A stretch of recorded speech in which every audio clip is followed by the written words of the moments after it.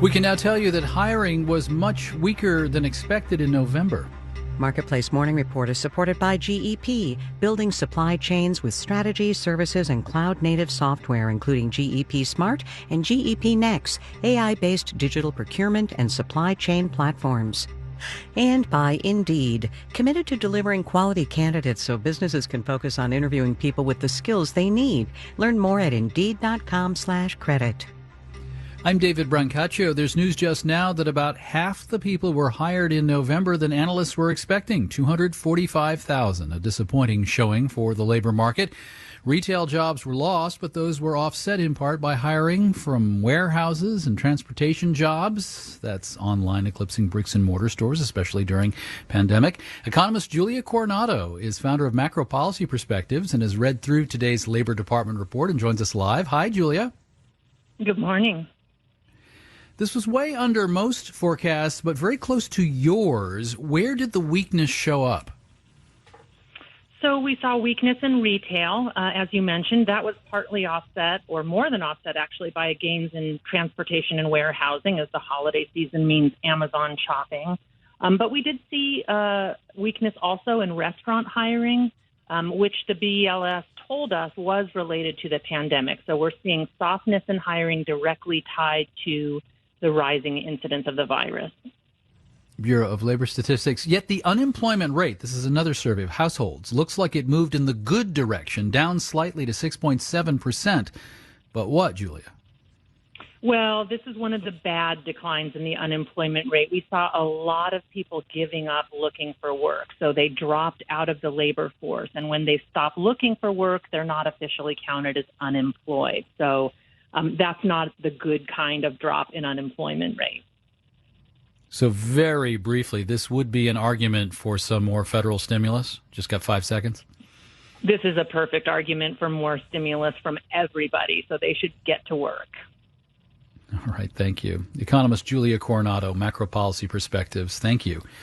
So the 2020 roller coaster continues for jobs. Here's Marketplace's Mitchell Hartman. To get Americans back to work, there has to be more work for them to do. Payroll processing companies track this. They know from week to week whether employers are scheduling more workers for more shifts. And Dave Gilbertson at payroll processor UKG, which is a marketplace underwriter, says recently the trend's been going in the wrong direction. We saw a consistent slowdown in workforce activity in the month of November. Gilbertson says workforce activity, the number of employee work shifts, is being dragged down by rising COVID cases.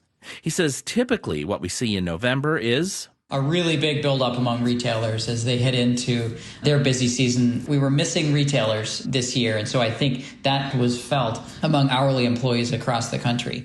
And it's employees of small businesses who are most at risk, says Gilbertson. Among companies with 100 or fewer employees, 10 to 11% of small companies that were around in March are no longer around. They're businesses that just couldn't wait it out long enough to survive in this kind of economy. Fewer employers, less work to do. All that spells trouble for anyone looking for a job, says Jed Kalko at Indeed, another marketplace underwriter. Look at job postings on our site. Postings are down about 12% below last year's trend. Since August, improvement has slowed down a lot. Kalko says for some job categories that have done well in the pandemic, e-commerce delivery and almost any work that can be done from home, job postings are back to pre-pandemic levels. But for service jobs in travel and leisure, arts and entertainment, postings are still down by half. Take it all together, and Bernie Baumol at the Economic Outlook Group says, we're beginning to see the economy slow down in the fourth quarter. It looks even more concerning for the first quarter. Baumol says the risk is growing the longer the economy goes without more federal aid for small businesses, state and local governments, and the unemployed. We're going to be seeing more companies declare bankruptcy, more households in extreme financial crisis, more people being laid off, an even greater divide among income groups. Low-income service workers have suffered the most job losses, Baumol says, and low-wage jobs have been the hardest to get back. I'm Mitchell Hartman for Marketplace. Despite the disappointing jobs report, perhaps investors are thinking of the vaccine spring. The Dow future is up 112 points, 0.4%. The S&P future up 0.3%. The Nasdaq future up 0.2%. The benchmark 10-year interest rate up slightly, 0.94%. Marketplace Morning Report is supported by Omidyar Network, a social change venture that is reimagining how capitalism should work. Learn more about their efforts to recenter our economy around individuals, community, and societal well-being at omidyar.com. And by C3.ai. C3.ai software enables organizations to use artificial intelligence at enterprise scale, solving previously unsolvable business problems. Learn more at C3.ai. The pharma company Pfizer, which is currently awaiting approval for its COVID vaccine that it says is 95% effective, had to cut in half the number of doses it expects to produce this year from 100 million to 50 million shots. Now the company says that's because it took longer than expected to scale up its supply chain. Marketplace's Mariel Segura looked into this today. Mariel, what did Pfizer say it is up against?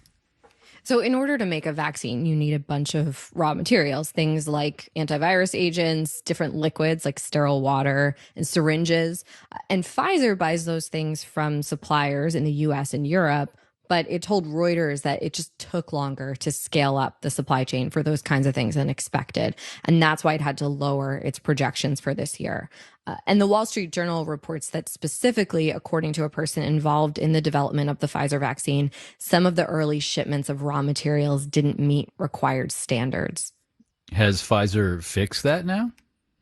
Well, the company says it has ramped up its supply chain so it can meet its projections for next year, which is 1.3 billion doses worldwide.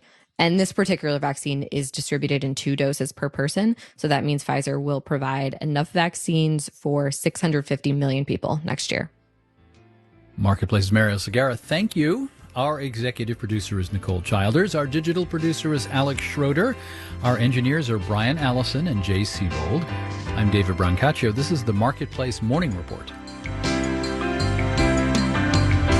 From APM, American Public Media.